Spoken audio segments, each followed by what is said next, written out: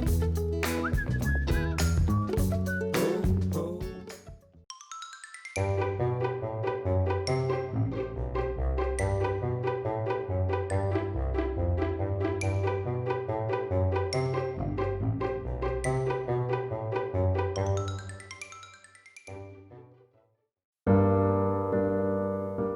Roman Gašperin iz Radovljice. Delam v osnovni šoli v Lescah. Študiral sem slovenščino in etnologijo in sem moral narediti diplomsko nalogo.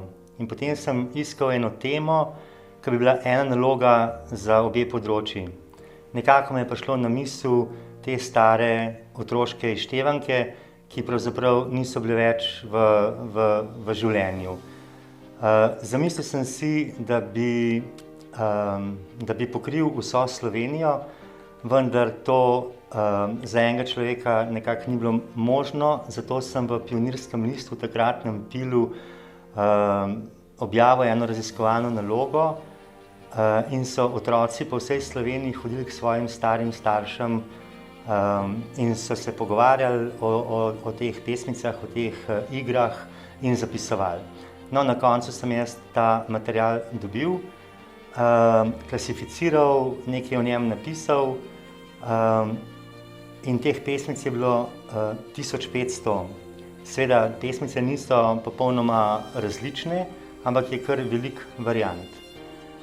Zavedal sem se, da imam veliko bogastvo v tej svoji diplomski nalogi in bi bilo škoda, da ostane na polici. Zato sem se v dogovoru s svojo šolo v Lescah dogovoril in smo izdali prvo knjigo z naslovom Enci benci na kamenci. Seveda ilustrator. Prijateljica me je nekako namignila, da je bil na fakulteti Zvonko Čoh en tak prodoren, hecen, zanimiv fant. Sem ga poiskal in sem ga prosil, če bi pač z mano sodeloval. Seveda nikakor ni na to pristal, ni imel časa, ampak jaz sem bil tako samozavesten, da bo to nekaj tako dobrega, da sem ga toliko časa prepričal, da je na koncu pristal. Če sem čist iskren, jaz sploh nisem vedel, kaj in kako on riše, ampak ko sem videl, sem bil izredno navdušen. Katerikoli drug ilustrator bi ilustriral ta besedilca, rezultat ne bi bil tak. Namreč besedila so sama po sebi, bom še prej to rekel, stara so 200, 300, 400, 500 let in so šla skozi to sito časa in si ohranili res najboljše. In so ta besedila duhovita, včasih že tako malo na robu nečesa. Ilustrator je pa točno tak, njegove ilustracije, tudi duhovite, zbadljive in ta kombinacija je res fenomenalna. Otroci, ki poslušajo te pesmice, ki jim starši berejo, se v trenutku naučijo to na pamet, še posebej v kombinaciji s to ilustracijo. Ko vidijo ilustracijo, takoj že začnejo pripovedovati svojo pesem. Te knjige so imele med bralci izreden odmev in Mladinska knjiga je to videla in je prišla do mene in nekako, bom rekel, dobesedno prosila, če sem pripravljen ta projekt njim dati, da bi oni naprej izdajali knjige. Dobro, v enem trenutku sem se tako odločil in Mladinska knjiga je zdaj izdala 4 knjige v več kot 60 000 izvodih. In mislim, da je to za slovenski prostor ena taka zelo lepa številka. In jaz sem tudi izredno zadovoljen. Jaz bom rekel, da moje delo predstavlja most med življenjem v preteklosti. Te pesmi so bile last otrok v funkciji igre.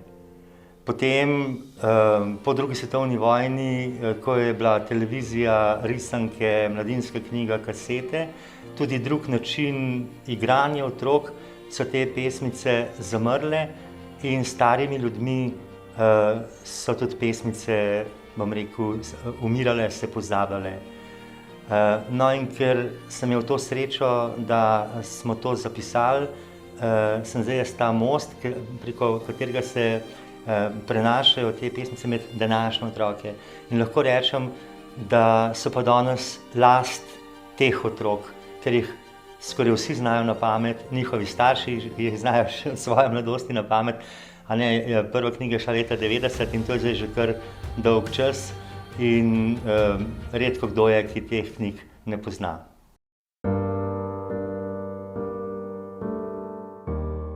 Mi se z vlakom peljemo, dobro voljo meljemo. Ko pa se ustavi vlak, hitro se prešteje vsak. 1, 2, 3, vlak si ti.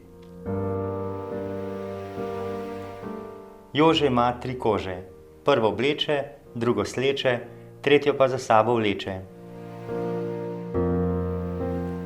Tika, tika, taka, oženil se je jaka, šel je na planinco, vzel je Katarinco. So opice skakale, so ritike kazale, je šuštarček pršu, je ritike zašu. Ekate, pekate, cukate me, abe, fabe, domine, ektum, pektum, tum, tum, tum, abele, fabele, dominum.